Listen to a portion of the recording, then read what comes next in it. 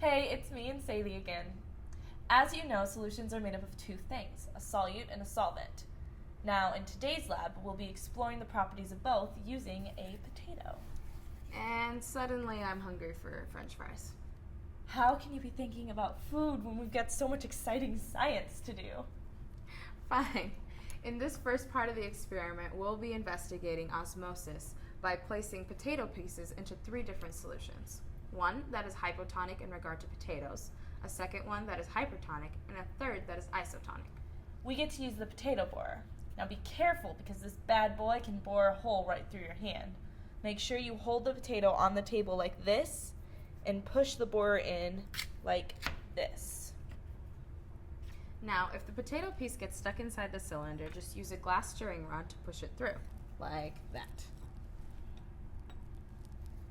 Make sure that you label all your weighing boats so that you do not get everything mixed up.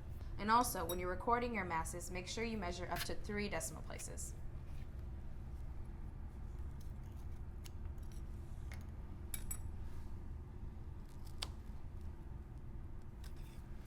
After you've recorded all these measurements, you'll want to place each of the potatoes into their respective solutions.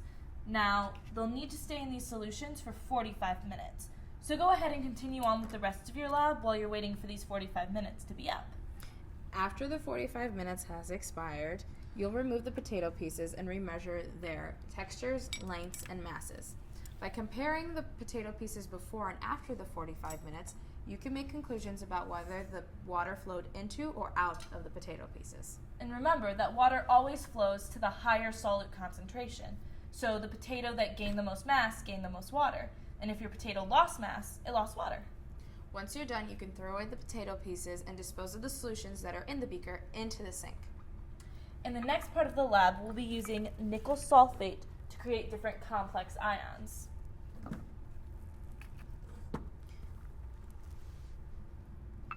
When salts containing transition metals dissolve into water, they make cations that form covalent bonds with molecules like water and ions like chloride. These then result in complex ions. Today we'll be using a volumetric flask.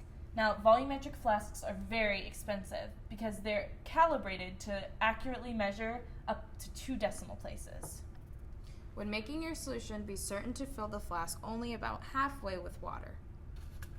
Then, you'll want to add your solid.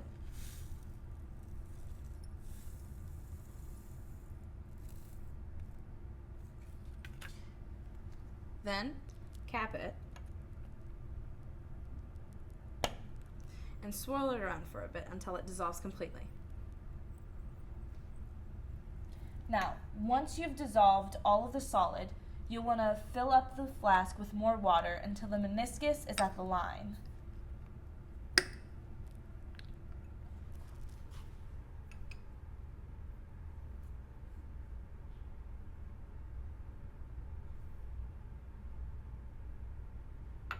And when you're almost to the top, you want to make sure that you use an eyedropper for accuracy.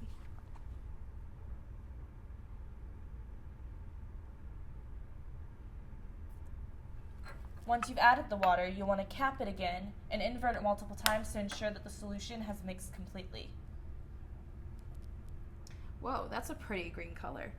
Now, in today's lab, we'll make a lot of different complex ions with the nickel 2 ion.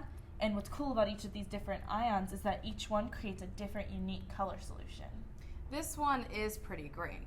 You'll know that you've made a new complex ion when you observe a color change of some sort.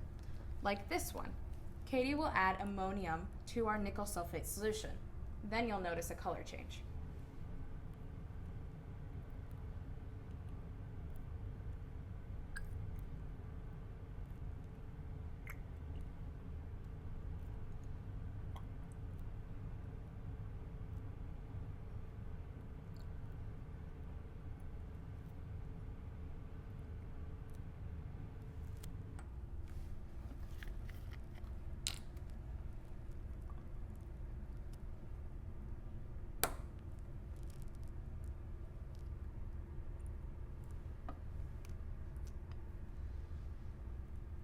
That's pretty cool. Now, making complex ions isn't that complex after all. I see what you did there. Very funny. anyway. Once you've recorded all your data, be sure to properly dispose of your nickel 2 sulfate solution, and then clean out your volumetric flask thoroughly before you put it back on the cart. And now I can go get French fries. But hey, make sure you wash your hands because we dealt with a lot of harsh chemicals today. Have fun in lab today.